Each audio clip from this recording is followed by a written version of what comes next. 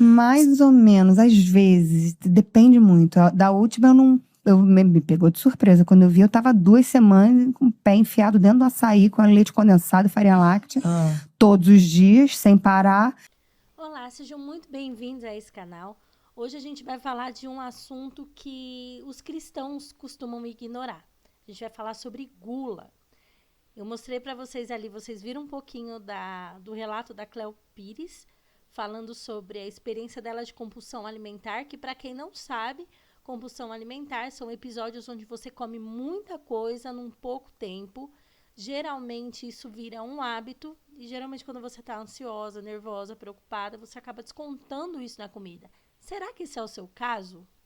Bom, quero pedir para você deixar o seu like para ajudar no engajamento desse vídeo.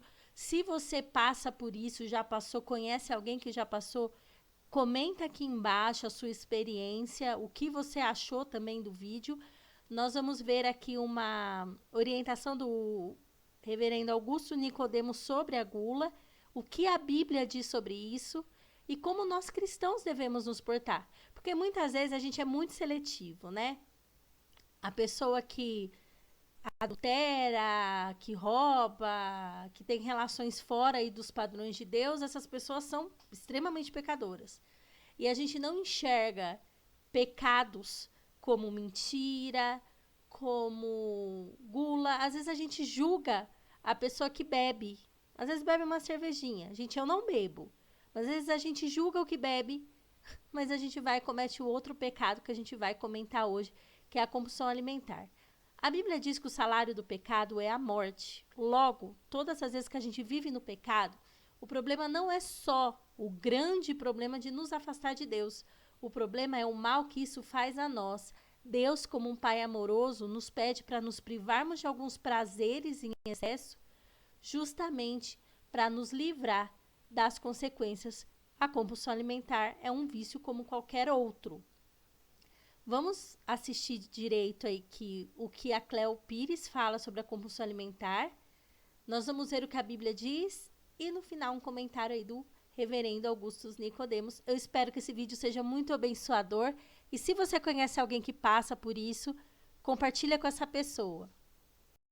Alimentar é a pior pra mim. Você tem ainda? Como é que funciona? Tenho, eu tô mais no domínio dela do que antigamente, mas ela ainda me pega de surpresa de vez em quando. Eu fico Eu umas lembro que teve semanas uma época que enlouquecida, você mudou de peso, né? Engordei bastante, engordei 20 quilos. E foi Isso, por pelo conta menos. dessa compulsão alimentar? Foi por conta da compulsão alimentar junto com a Hashimoto. Eu Porque tenho também a a compulsão Hashimoto. desencadeou a Hashimoto. Porque eu tava comendo muita coisa inflamatória. Porque não é uma compulsão que eu quero comer arroz integral, salada, vegetais, legumes. Vamos É uma explicar para as compulsão pessoas que eu só o quero- que é o Hashimoto? É uma… Como que é o nome do… É uma disfunção da Tireoide. tireoide. É quando Tireoide. os anticorpos do seu corpo entendem que a sua tireoide é um objeto estranho, um corpo estranho. Então, eles atacam a sua tireoide.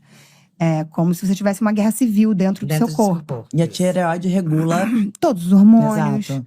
tudo isso. Você tem também. Tenho também. tenho. E a Fê também. Ai, que lindo. Hashimoto. Hash Girls. Hash Hash Girls. Girls. Hash Girls. E você quando… Você consegue identificar quando você tá prestes a começar com essa compulsão? Mais ou menos, às vezes. Depende muito. Da última eu não… Me pegou de surpresa. Quando eu vi, eu tava 2 semanas com o pé enfiado dentro do açaí, com leite condensado e farinha láctea. Todos os dias, sem parar, de manhã e de noite. Entendeu? E aí Pizza, hambúrguer, só isso. Se alimentando mal, né? Uma Aí questão a perigosa para tireoide sua saúde. grita. Aí você só dorme, aí não tem jeito. E quando que você parou e falou, cara, preciso cuidar da minha saúde e virar esse jogo, cuidar dessa… Quando eu cheguei no fundo do poço mesmo, que eu não conseguia fazer um call, porque eu não conseguia acordar. Quando começou a atrapalhar muito meu trabalho, que é a coisa mais importante pra mim. Eu falei, não, vou ter que fazer alguma coisa, porque senão, como é que eu vou viver minha vida sem meu trabalho? Vou viver minha vida, não vai ter como, dormindo. E o humor muda muito, né? O humor, dor no corpo. Eu sentia dor no corpo, eu sentia exaustão de andar daqui até ali, eu ficava com falta de ar, o meu corpo doía inteiro, descia pro chão. É um horror.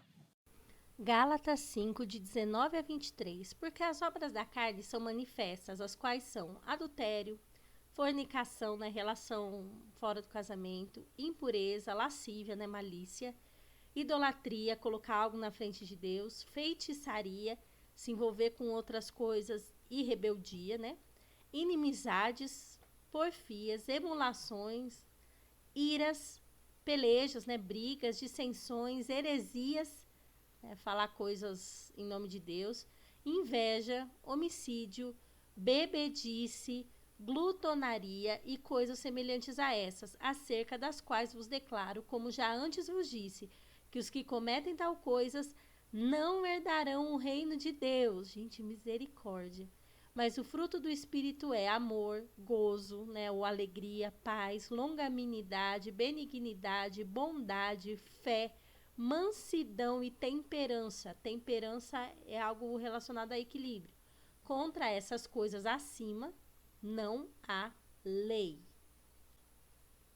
Bom, pessoal, vocês viram o que está na Bíblia e eu quero hoje, ao invés de falar a minha opinião, quero mostrar para vocês a opinião do pastor Augusto Nicodemos. Eu admiro muito ele. Ouvir as pregações dele me aproximaram de Deus e me abriram os olhos para uma série de coisas. Super recomendo que você entre no canal dele do YouTube. E eu quero que você veja o que ele fala sobre a glutonaria à luz da Bíblia. Primeiro, reconhecendo que a gula é um pecado e que ela consta na lista de diversos outros pecados que nós temos no Novo Testamento, como, por exemplo, naquela lista de Gálatas capítulo 5, onde a gula aparece ao lado de idolatria, feitiçarias e pecados, adultério, imoralidade e pecados bem graves.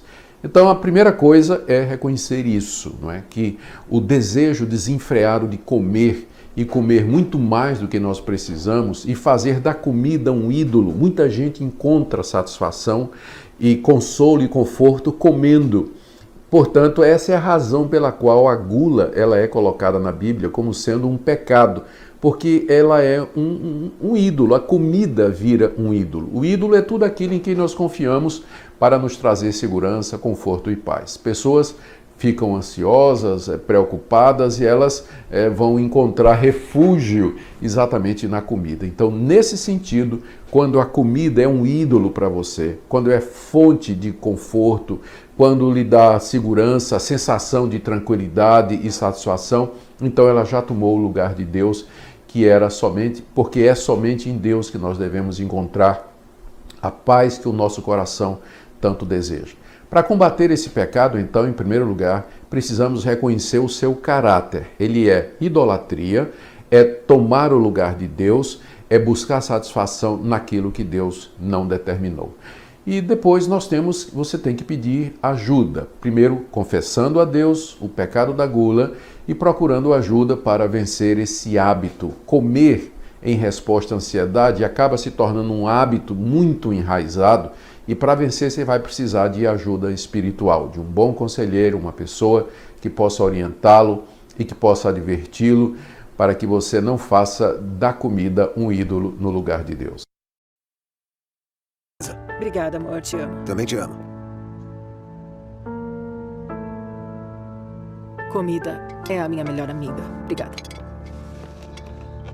Me traz um pouco de suco, Dona Verde. Quando eu como, o estresse desaparece. É isso que eu faço pra me ajudar a lidar com tudo. Tô precisando de um carrinho de chá. Tá bom. Beleza. Tem que comprar um. Eu sei que a comida não é saudável e não me faz bem. Mas, como eu já tenho esse hábito há muito tempo, é muito difícil de mudar. E eu tô decepcionada comigo mesma por deixar chegar a esse ponto. Mas não dá pra mudar o passado. Sofre desse problema, buscar ajuda. Seja psicológica, seja dependendo de Deus. Eu confesso para vocês que é a minha luta. Eu ainda estava brincando com meu marido. Eu vivo um dia de cada vez. Estou vivendo assim, ó, só por hoje. Porque quando eu tenho temor a Deus e quando eu quero agradar a Deus, eu preciso me corrigir. A gente não pode ficar confortável com os nossos erros e fraquezas. A gente precisa depender de Deus e reconhecer que nós estamos errados. Dessa maneira, a gente não vai condenar as pessoas, mas a gente precisa sim ter uma atitude de arrependimento, de dependência de Deus e uma postura de se levantar e mudar. Vocês viram aqui anteriormente o que pode acontecer a longo prazo. Eu não estou falando de preconceito com pessoas de forma nenhuma, né? Mas eu preciso me avaliar e eu preciso cuidar de mim. Afinal de contas, nós somos o templo do Espírito Santo e a gente precisa cuidar do nosso corpo. Não de uma maneira idólatra, mas a gente precisa ter temor ao Senhor. Que Deus te abençoe e até o próximo vídeo. Valeu!